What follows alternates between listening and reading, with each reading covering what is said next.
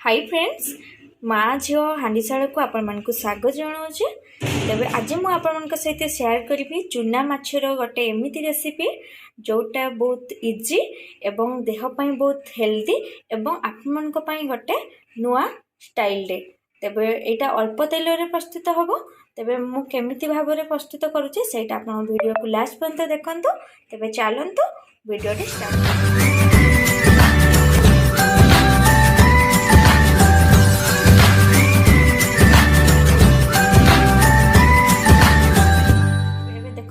मोर 250 माछ अच्छे।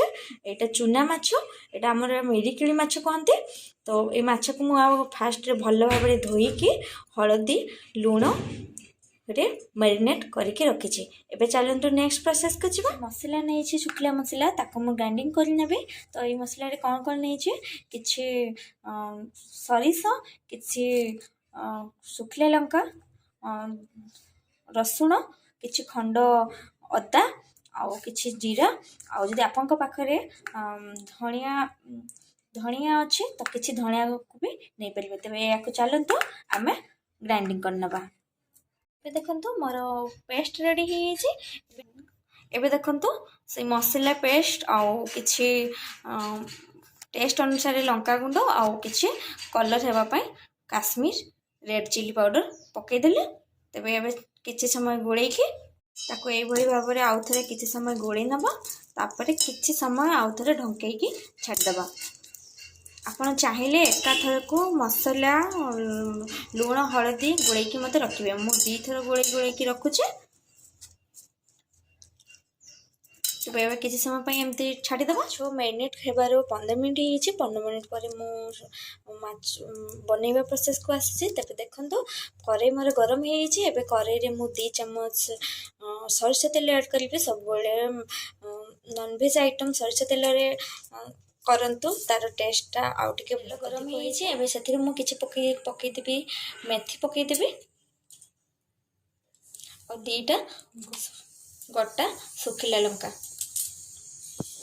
तो किसी समय एमती भाजीदेवी।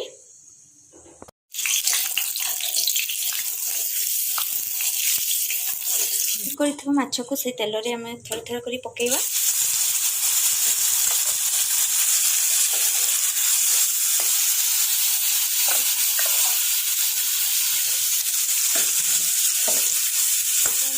मीडियम टू हाई फ्लेम रे भाजिबे। पूरा हाई देबेनी कहीं माछ जल्दी पोड़ी जीवो किंतु भाजी हम ना।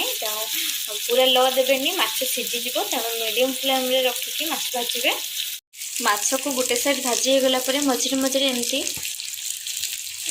एपट सेपट कर दउथिबे नहले माछ पोड़ी जीवो किंतु भाजी होबनी। देखंतु मोर चूना माछ 50% फ्राई हो गलानी। एबे मु लो फ्लेम रे रखिकी भाजुची। तो मोर चूना माछ मसला फ्राई भल भाव में भाजी पूरा क्रिस्पी हो। तबे एबे हम ता ऊपर को पकेइबा किछि धनिया पत्र पकईदेवा जोड़ा माछर टेस्ट हो।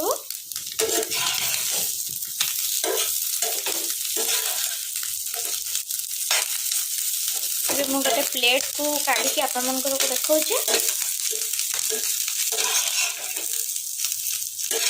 देखो मु गोटे प्लेट को काढ़ी। तेबे मोर माछ भजा रेडी। तेबे या आपण मैंने पखाल भात सहित खाई पारिबे।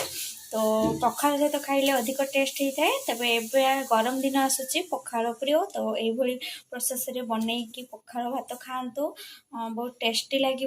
तेबे वीडियो को लास्ट पर्यंत देखि बहुत बहुत धन्यवाद। तेबे चैनल को सब्सक्राइब करंतु। वीडियो जदि भल लगी लाइक करंतु। पाखरे थिबा बेल आइकन टाको ऑन कर दियंतु। आज पई एतिकी पुणी आ गोटे नुआ रेसिपी रे देखा रहूची। नमस्कार।